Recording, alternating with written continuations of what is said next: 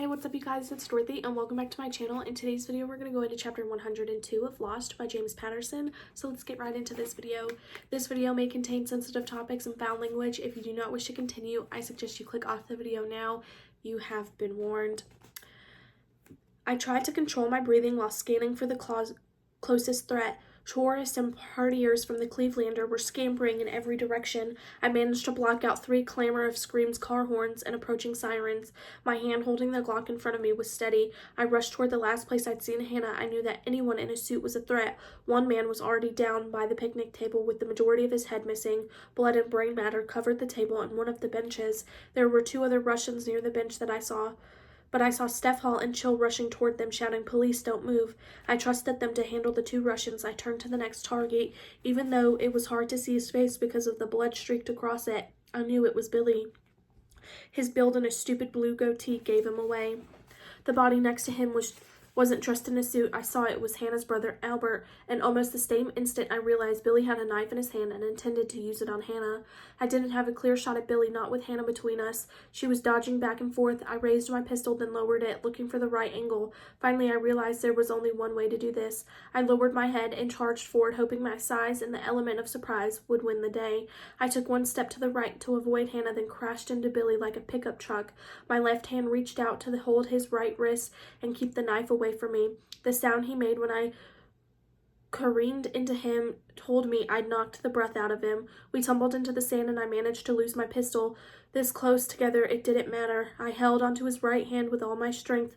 I grabbed his left hand. It felt odd and slick. Then I realized it was covered in blood, and more blood was pumping out of the wound in the middle of his hand. He rolled and slipped away from me. We both jumped into a crouch and faced each other. The look in his eyes told me he was scared. He'd lost some blood and he'd seen his deal go to hell, and now he was probably thinking about what he'd have to tell Roman Rostov. I might be able to use that fear. I scanned the beach around me, searching for my pistol. As I glanced to my left, I took a hard punch to the right side of my face. It made me stagger. Blood started pouring from my nose. Before I had my full sense back, Billy kicked me hard in the stomach. Now we were both short of breath. I stumbled back and caught a glimpse of Billy running straight at me. With his goatee, the blood on his face, and his eyes open wide, he looked like some kind of demon. Just as he hit me, I fell backward on purpose and rolled with it. It was the first time in my whole life that the little move worked. He ended up rolling right over the top of me and landed with a hard thump on some sea oats in the sand. I sprang to my feet, and when Billy got up to his knees, I pretended his head was a football and punted him as hard as I could. The top of my foot connected with his blue goatee. His head snapped up hard. A tooth flew up in the air and disappeared into the sea oats. Billy grunted as he flopped over onto his back. All the fight had gone out of him quickly. I fell on top of him and patted him down for more weapons. He didn't even carry a gun.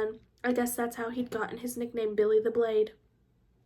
It took me only a few seconds to handcuff him and retrieve my pistol. Chill and Steph were holding their prisoners on the sidewalk about 50 feet from me.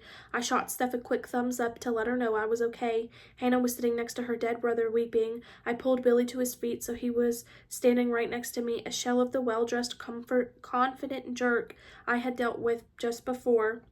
His face and suit were covered with blood. His hair was no longer neatly slicked back, but stuck up in every direction, revealing his scalp. His face was caked with blood and sand, and his left hand needed immediate medical attention. I said, "You're done. Kidnapping, murder, human trafficking, your days of living near the beach are over. I might die poor, but I guarantee you'll die in prison." Billy said, "Wait, can't we work this out?" He spit blood fragments of teeth into the sand. "Billy, are you trying to bribe me? I don't mind being poor." I thought the muscular Russian was going to cry. It was oddly satisfying. That is the end of this chapter. I will see you guys in the next video. Bye.